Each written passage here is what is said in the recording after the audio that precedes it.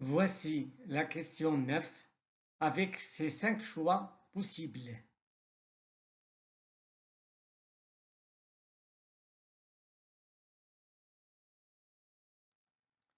C'est le choix A. Le mode de transmission serait-il autosomique récessif? On suppose que petit a est l'allèle récessif de la maladie. Les génotypes des parents seraient donc petit a. Cependant, dans ce cas, il est impossible d'expliquer le phénotype normal des enfants. Le gène ne peut pas donc être autosomique récessif et le choix A n'est pas correct.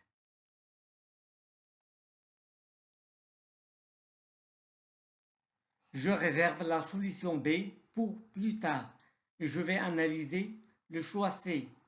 Le mode de transmission serait-il dominant lié au chromosome X? On suppose que grand A est l'allèle dominant lié au chromosome X.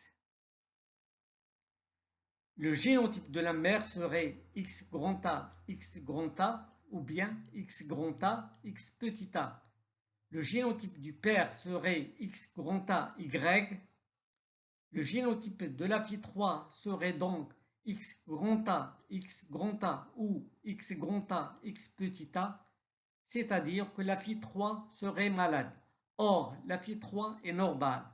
Par conséquent, le gène responsable ne peut pas être dominant lié au chromosome X. Et la solution C n'est pas bonne.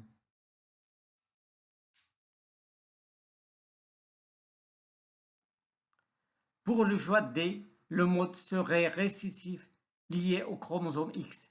On suppose que petit a est l'allèle récessif lié au chromosome X. Dans ce cas, le génotype de la mère serait X petit a, et celui du père serait X petit a, Y. Et les enfants devraient être malades. Mais ils sont sains. Par conséquent, le mode n'est pas récessif lié au chromosome X. Et donc le choix D n'est pas correct.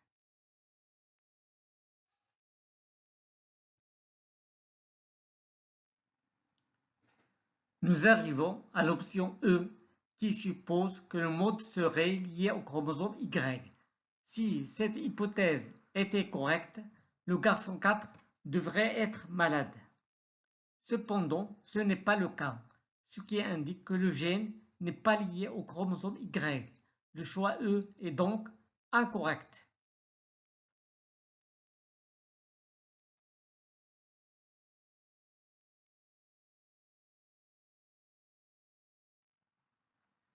On revient au choix B. Le mode serait-il autosomique dominant? On suppose que grand A est l'allèle dominant responsable de la maladie, petit a étant l'allèle récessif. Si les parents sont hétérozygotes grand A, petit a, ils peuvent avoir des enfants normaux homozygotes petit a. On remarque qu'il n'y a pas de contradiction et par conséquent, le choix B est correct.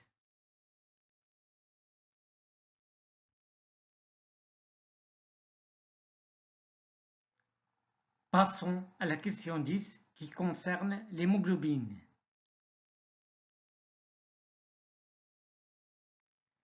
La solution A n'est pas correcte car les gènes codants pour les chaînes alpha-globine et bêta-globine ne sont pas localisés sur le même chromosome.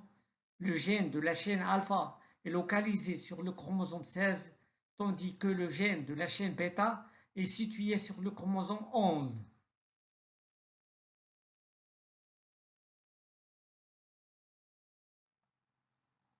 La proposition B est également incorrecte car au niveau du globule rouge, on note la présence de 2 chaînes alpha et 2 chaînes bêta.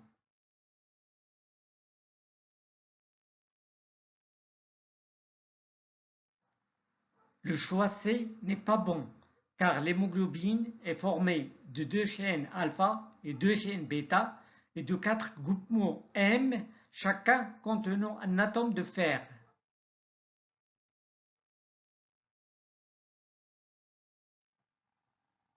La réponse D est la bonne réponse car la bêta-thalassémie est une maladie génétique causée par une synthèse incomplète ou défectueuse de la chaîne bêta de l'hémoglobine.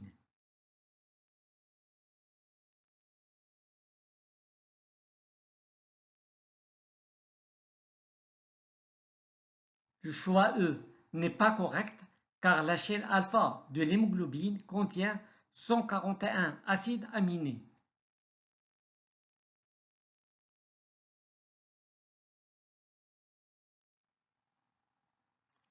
Passons maintenant à la question 11 concernant l'hémophilie.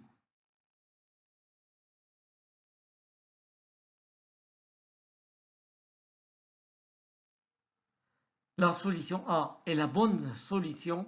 En effet, l'hémophilie est effectivement une maladie génétique récessive liée au chromosome X.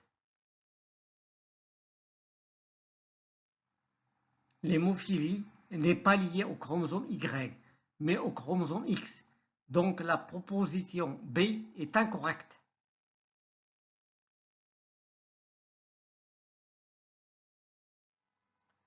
Le choix C n'est pas correct car le gène responsable de l'hémophilie est localisé sur le chromosome X, pas sur le chromosome 8.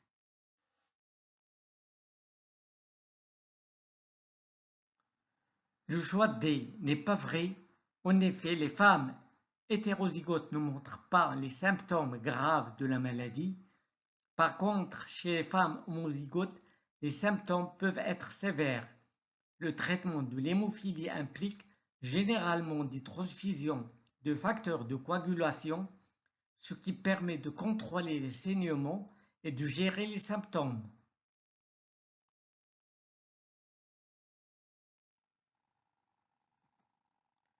Le choix E n'est pas également bon car les garçons porteurs de la mutation du gène de l'hémophilie manifestent généralement les symptômes de la maladie.